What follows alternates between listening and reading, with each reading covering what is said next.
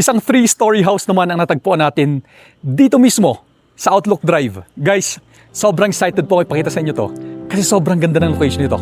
Tara, samahan niyo po ako. Let's go!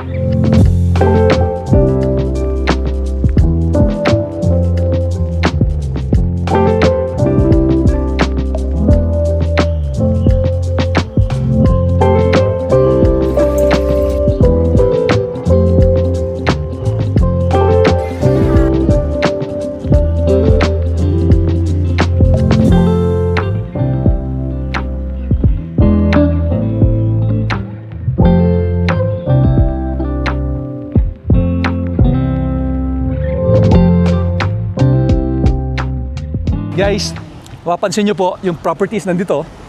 Ito pong nasa kaliwa ko, The Mansion, isa sa mga tourist spots dito sa Baguio City. Siyempre, alam naman natin na ang nasa tapat ng The Mansion ay Wright Park.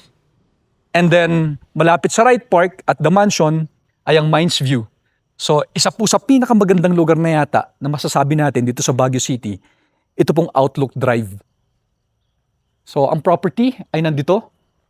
3-story po ito na under construction, pero ito po yung gate niya. Tapos pasilip ko lang po dito sa may loob. Pagpasok nyo pa lang po ng gate, mapapansin nyo na sobrang ganda ng view. See? Guys, sobrang lapit po natin sa Baguio Country Club. Kung ito pong nasa harapan natin ay wall na ng The Mansion, just across the road. Ito pong nasa gilid naman natin ay fairway na ng Baguio Country Club. Dito sa mapa makikita nyo, itong kulay pulang line, yan po yung property mismo. So ito pong property na ito ay ginagawa, under construction, pero may malaki pa pong parking space, pwede nyo pagparkingan dun sa baba, or di naman kaya extension ng structure na ito. So guys, pakita ko na rin sa inyo yung dito sa may part na ito. So, sobrang ganda po nito kapag meron kayong mga business, restaurant for example, opisina, kapag gusto nyo gawing condominium, pwede rin po kasi 500 plus square meter, pwede. And then guys, dito po, meron po siyang CR. Dito naman, mapapansin nyo, ito po yung hagdanan papunta naman ng second floor. Dito naman, meron tayong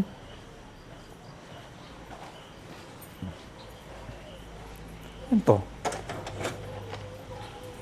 Room. Okay, meron dito. And then, second floor. So, ganito pong itsura niya.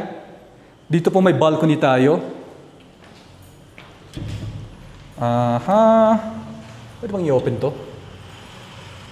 So, may balcony po tayo dito na nakaharap sa Outlook Drive. Then, dito naman,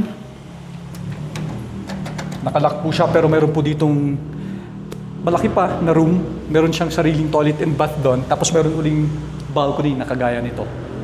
Alright, syempre, isa sa pinaka-highlights talaga ng property na ito, guys, ay itong view. Wow! Grabe, sobrang ganda. Sunset. Tapos syempre, ang Baguio Country Club. Halos, pag titignan mo guys, siguro sa mapa, kapag titignan po sa Google Map to, halos katabi mo na ang Baguio Country Club sa property na ito. May mahabang balcony po dito. And then, dito nyo na po makikita itong dalawang daan. So, ito po yung Outlook Drive. Ito naman papunta yung sa may Maryhurst. Ito mga nakikita nyong pine trees dito, The Mansion na po yan. So, nasa likod lang po tayo ng The Mansion. At ito po yung sinasabi ko sa inyo kanina, na lote pa sa likod. So, ito po, 500 plus square meter. So, yung lote natin sa baba, makikita nyo flat pa po yan. Sa ngayon, ginagamit nilang parking space, pero balang araw, pwede, at the best na i-develop po ninyo ito. Guys, grabe, ang daming pine trees. Camp John Hinak kasi yung bandaron. So, yan po yung golf course ng Baguio Country Club. Napapaligiran po tayo ng mga pine trees ng The Mansion. Pupunta po tayo ngayon sa third floor. Let's go. Third floor, may open below ka dito. Tapos, meron ka ditong 1, 2, 3 na maliliit na rooms. Dito po tayo.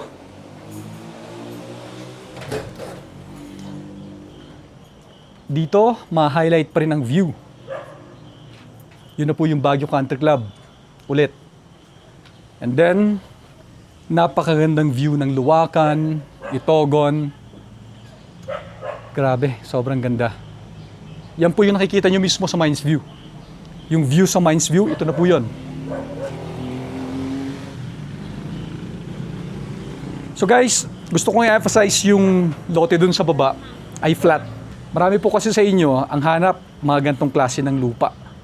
Perfect po ito. So guys, pag interesado po kayo sa property na ito, mag-iiwan po kami ng link dyan sa baba or di naman kaya mobile number namin.